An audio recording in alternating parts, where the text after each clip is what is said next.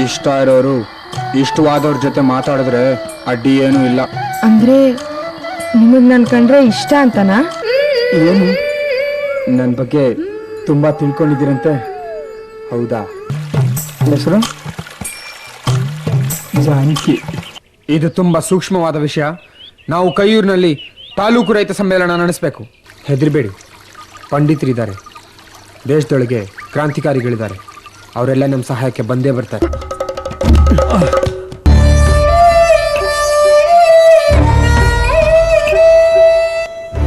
ನಾವಾಗೆ ಶರಣಾಗ್ದಿದ್ರೆ ಪೊಲೀಸ್ನವರು ಕೈಯೂರು ಬಿಡ್ತಿರ್ಲಿಲ್ಲ, ಕೈಯೂರೇ ಉಳಿತಿರ್ಲಿಲ್ಲ.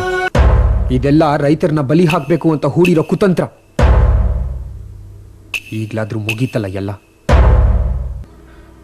ಜೈಲರ್ರೆ, ನಮಗೆಲ್ಲ ಇರೋದು ಒಂದೇ ಆಸೆ, ನಮ್ಮ ಮೇಷ್ಟ್ರ ಜೊತೆ ಭೇಟಿಗೆ ಏರ್ಪಾಡು ಮಾಡಿ.